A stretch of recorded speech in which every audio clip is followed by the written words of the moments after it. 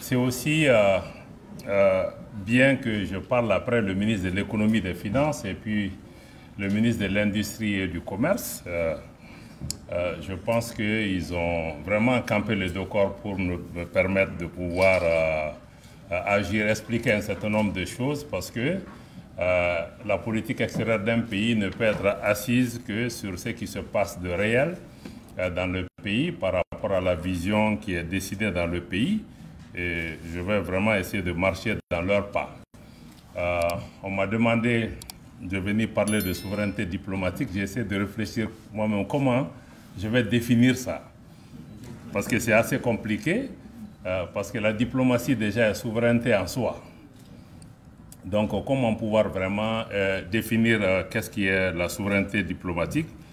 Mais si je vais m'aventurer, c'est plutôt la capacité ou la faculté d'un pays à pouvoir dessiner une vision, formuler aussi sa politique extérieure, c'est-à-dire sa relation avec l'extérieur de façon autonome et en privilégiant ses intérêts. Si je dois vraiment essayer de définir, ceci demande beaucoup de courage. Beaucoup de courage et même pour pouvoir avoir une politique autonome, c'est un problème. Mais je pense que pour parler de souveraineté par rapport à notre politique extérieure, je pense que nous devons essayer de repartir un peu par rapport à tout ce qui s'est passé pour le processus de rectification en 2021 qui nous a amené avec le président Goïta à aller vers une vision qui réaffirme non seulement l'indépendance, l'autonomie du pays, en plusieurs domaines. Je pense que les collègues ont parlé de ça. Il y a d'abord l'autonomie politique qui nous a amené aussi dans les assises de la refondation et tout ce qu'il y a parce qu'il y avait un modèle qui était établi pour les transitions que le Mali n'a pas voulu appliquer, qui a voulu prendre son propre chemin pour définir sa vision politique par rapport au processus de transition, ou en tout cas de sortie de crise dans lequel nous étions et qui n'était pas partagé avec ni la CEDEAO ni les partenaires extérieurs, ce qui nous a amené dans une première collision. Donc, je veux dire d'abord, dans la définition de l'autonomie de notre pays, nous avons commencé par l'autonomie politique qui était de décider une vision consensuelle partagée par les Maliens pour le processus de sortie de crise. Et ça, c'est le premier pan que je vois. Mais il y a aussi l'autonomie sécuritaire. Parce que par rapport à l'autonomie sécuritaire, nous étions dans un scénario de dépendance où nous travaillons avec des partenaires qui nous ont mis dans une situation de dépendre éternellement d'eux et ne jamais sortir de cette situation. Et nous avons réalisé qu'en allant sur ce chemin, nous étions assurés d'arriver peut-être à la dislocation ou à la partition de notre pays. On a peut-être mis le pied sur le frein au bord du ravin pour essayer de redéfinir les choses pour dire que la sécurité des Maliens et des Maliens doit être mise entre les mains des Maliens. Ça aussi, ça nous a amené dans une série de collisions parce que ceux qui étaient dans le scénario de dépendance n'étaient pas d'accord avec cette redéfinition de notre souveraineté pour aller vers plus d'autonomie. Et les deux ministres en charge du secteur économique ont parlé aussi de la souveraineté économique, du contenu que nous donnons et de notre volonté de sortir aussi de cette dépendance et d'aller aussi vers une transformation structurelle de notre économie. Ça veut dire que dans tous les secteurs, ce que nous souhaitons, c'est de ne pas être juste un marché ou juste exporter des matières premières, que tout ce qui se fait ici doit pouvoir se transformer pour bénéficier aux Maliens. Et même sur le plan culturel, parce que ça commence même par là. Parce que tout ce qu'on veut faire, que ce soit sur le plan politique, sur le plan sécuritaire ou l'ensemble des autres secteurs, c'est qu'il faut que sur le plan culturel, nous-mêmes, nous sachions nous définir en tant que Maliens qui nous sommes, d'où nous venons, où nous partons, quelle est notre identité, quelle est notre place dans le monde. Parce qu'on est aussi un vieux pays, une vieille civilisation, un pays qui a bâti des anciens empires, un pays qui a une expérience qui ne va pas sur la scène internationale les mains vides. Donc je pense qu'il y avait un certain nombre de ces paramètres qui puissent dicter l'autonomie du pays. Et maintenant, une fois que cette vision de l'autonomie du pays, comme l'a défini le président de la transition et l'ensemble des responsables de la transition, la question était maintenant comment porter ça à l'extérieur. Parce que chacune de ces options a nécessairement des implications par rapport à nos prises de position à l'extérieur qu'il fallait promouvoir et défendre. Donc, le premier point, c'était que sur le plan diplomatique, nous voudrions que le Mali puisse parler par lui-même. Le Mali porte sa voix. Le Mali ne compte pas sur un autre pays pour parler au nom du Mali parce que nous avons la faculté et nous avons la capacité de définir nos choix et de défendre nos choix par rapport à l'extérieur. Et pour cela, nous voudrons que notre pays soit respecté. Parce que la souveraineté commence par ça aussi. Il faut être respecté parce que souvent on a des positions dont on n'a pas le courage de s'aventurer à l'extérieur pour pouvoir vendre ça. Donc, après avoir dit ceci, ça, donc, je voudrais dire que notre action extérieure a été essentiellement marquée par ce changement de paradigme et le besoin de se prendre en charge sur différents aspects dans le cadre d'une vision qui essaie de promouvoir l'autonomie du pays, mais dans le cadre d'une politique extérieure. La politique extérieure est définie par le chef de l'État. Encore une fois, le ministre des Affaires étrangères n'est que celui qui met en œuvre, en application, mais comme on dit, on compare un peu le chef de la diplomatie comme ils ont tendance à nous appeler. Notre rôle, en fait, nous, on ne fait que le service après-vente. Mais en réalité, c'est le chef de l'État qui définit la politique extérieure. C'est pourquoi je dis, quand on parle de souveraineté dans la diplomatie, c'est très difficile à définir, parce que la fonction du chef de l'État est par défaut une fonction de souveraineté. Maintenant, venant aujourd'hui à ces questions, je ne veux pas peut-être aller dans des considérations très théoriques, je vais peut-être donner quelques exemples par rapport à notre souveraineté que nous avons assumée à l'extérieur et les difficultés qui sont venues et les solutions qui ont été proposées. Aujourd'hui est l'anniversaire de la prise de Kidal, ou le retour de Kidal dans le giron de l'État malien. Je pense que c'est vraiment quelque chose d'extrêmement important qui a servi non seulement à l'intérieur, mais aussi à l'extérieur pour la réaffirmation de la souveraineté de notre pays. Encore une fois, c'est ce que je veux dire. La souveraineté que nous voulons promouvoir à l'extérieur n'est défendable que si quelque chose se passe dans le pays qui nous met en position ou qui nous donne des atouts. Parce que si nous allons nous asseoir aux Nations Unies, on fait des discours et puis ce qui se passe dans le pays n'est pas conforme, et je pense que ça fait des problèmes. Voilà, parce que chaque mot qu'on utilise aussi a des conséquences, y compris sur le plan économique pour notre pays. Donc, je me félicite de cela. Et ce qui est aussi important, c'est que cette souveraineté a été conceptualisée et définie à travers les trois principes que nous voyons derrière le respect de la souveraineté, le respect des choix souverains du peuple et la prise en compte de ses intérêts. Je pense que cet élément a été vraiment la boussole pour nous, pour notre action extérieure, parce que si vous regardez par rapport à tout ce qui s'est passé au Mali depuis mai 2021 à aujourd'hui, c'est peut-être des déviations ou des conflits par rapport à l'application d'un de ces principes ou de l'ensemble de ces principes qui nous a amenés souvent à des confrontations, à des incompréhensions, à des difficultés avec les différents partenaires. Donc notre objectif, c'était de pouvoir vraiment promouvoir ces différents éléments pour pouvoir avancer. Et l'un des premiers, c'était d'abord avec la CEDEAO. Je pense que la première collusion est venue de là, comme je l'ai expliqué, par rapport à la compréhension même de la transition et la chape de plomb qu'on voulait imposer à notre pays par rapport au modèle qui était que chaque transition, il fallait faire 8, 9, 10, 11 mois, faire des élections, sortir. Et le Mali n'ayant pas accepté ce modèle, ça nous a amené dans une collision avec la CEDEAO qui allait jusqu'à imposer des sanctions pour nous faire plier. Et puisque nous nous considérons comme un État souverain, nous n'avons pas accepté. Parce que notre pays était censé plier. On ne pouvait pas, on ne devait pas pouvoir survivre à ces sanctions. Mais je pense que la réponse est venue des Maliennes et des Maliens qui sont sortis le 14 janvier pour dire que non, quelle que soit l'importance de la CEDEAO, elle ne peut pas décider à la place des Maliens. Et en décidant de parler pour nous-mêmes aussi, ça a une conséquence. Nos frontières ont été fermées, nos comptes bancaires ont été fermés, donc ça a créé beaucoup de difficultés au pays, mais nous avons décidé d'accepter. Je crois que ça a été aussi le point de départ de l'affirmation de cette souveraineté en disant même à la CEDEAO que même vous ne pouvez pas nous imposer ces éléments.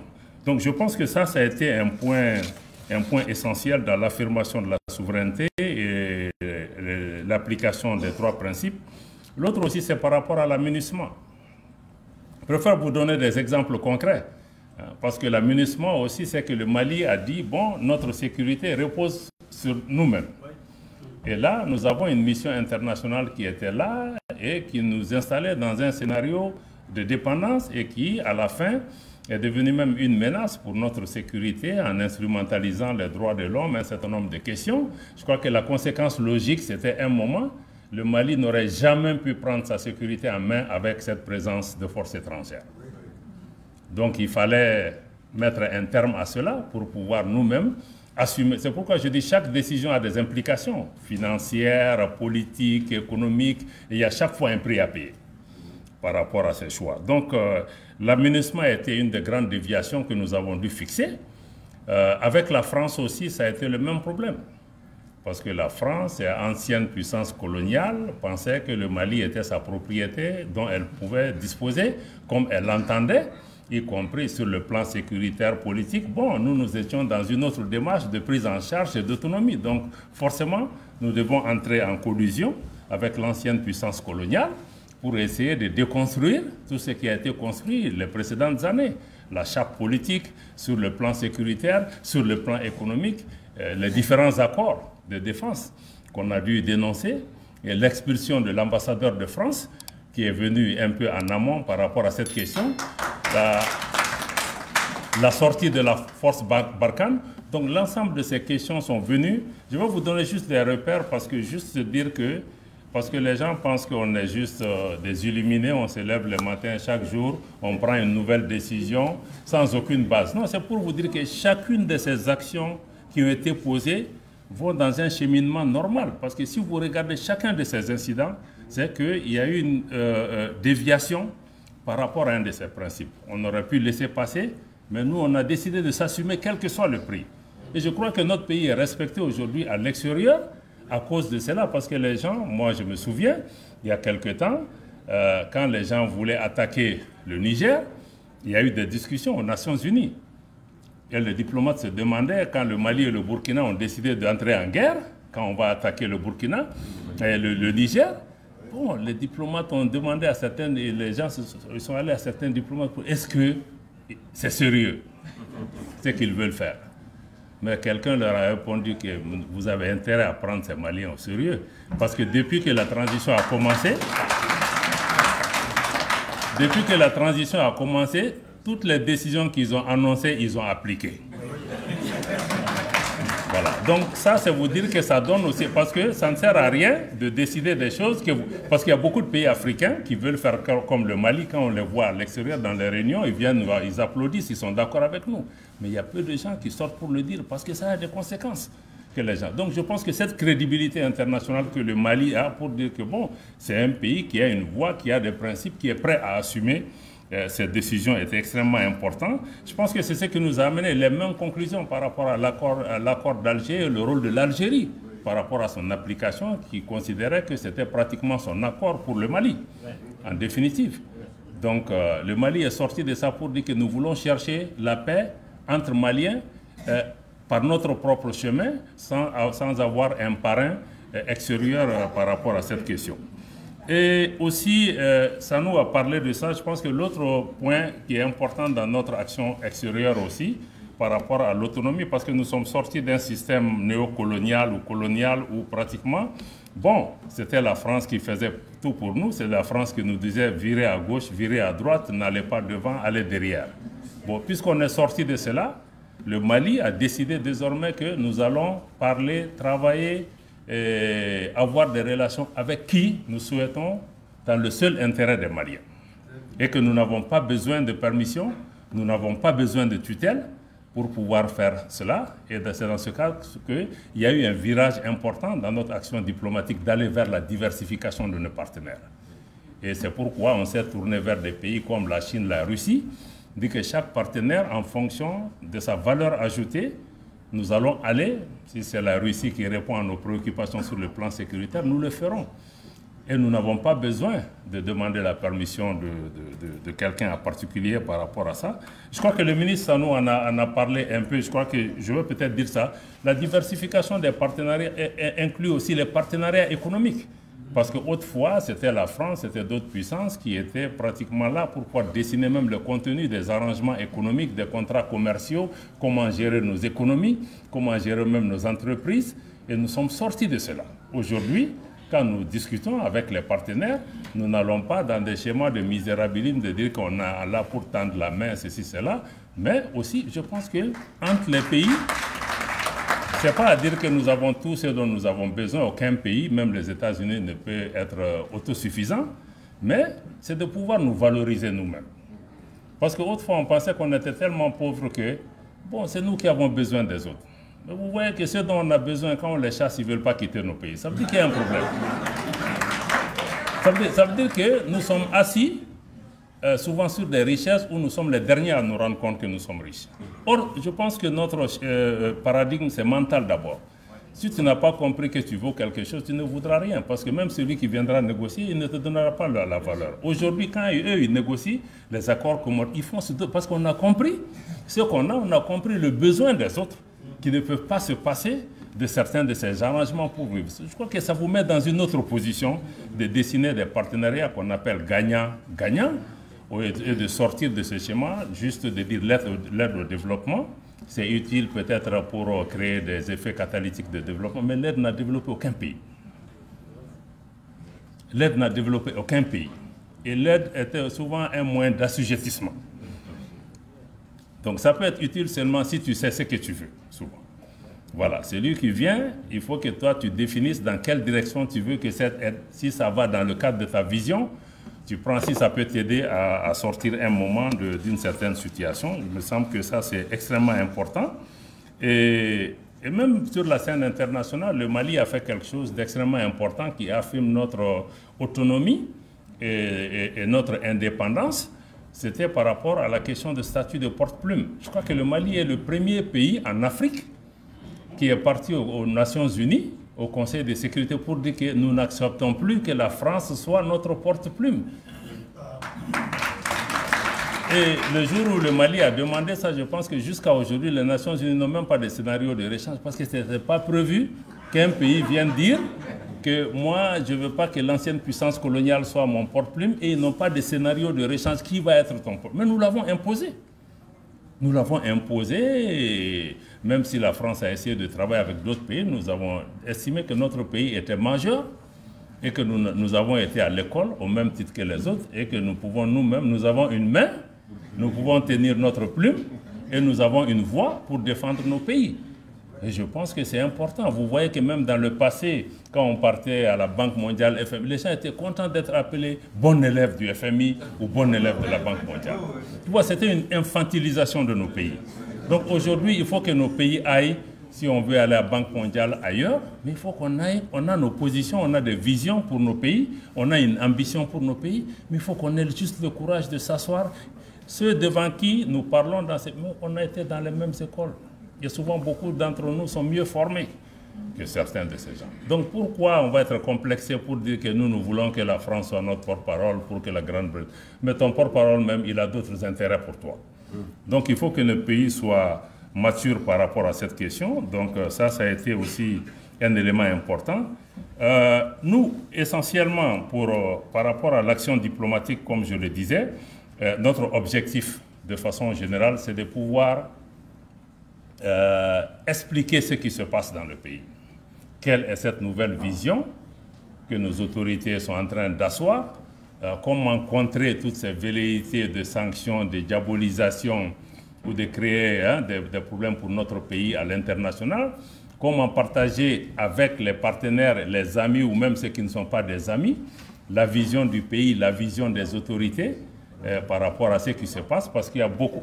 J'ai dépassé? Il me reste combien? 3 minutes? 1 minute? Bon, en une minute, je vais faire en 1 minute. En 1 minute. Ça, c'était pour pouvoir vraiment vous donner des réponses. Mais après avoir fait tout ça, réagir à toutes ces questions, aux Nations Unies avec la CEDEAO, etc., je pense que nous avons décidé peut-être qu'il faut que nous fassions une offre politique, mettre quelque chose sur la table. Je pense que c'est ce qui a amené aussi à la création de l'Alliance des États du Sahel, plus tard à la Confédération des États du Sahel, parce que nous aurons pu être là, continuer à protester, à nous plaindre et être marginalisés. Mais on dit qu'essayons de créer une dynamique politique qui va porter notre désir d'autonomie sur le plan sécuritaire, notre désir d'autonomie sur le plan diplomatique, mais aussi notre désir d'autonomie en essayant de promouvoir un développement économique et social dans nos pays.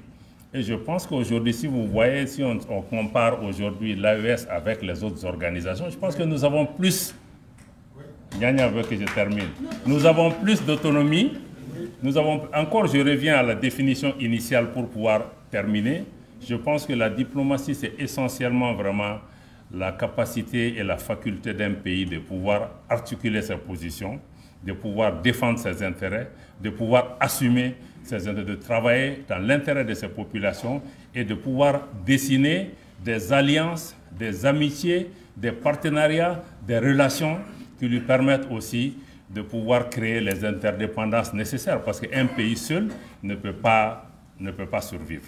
Voilà, je vais peut-être m'en arrêter là.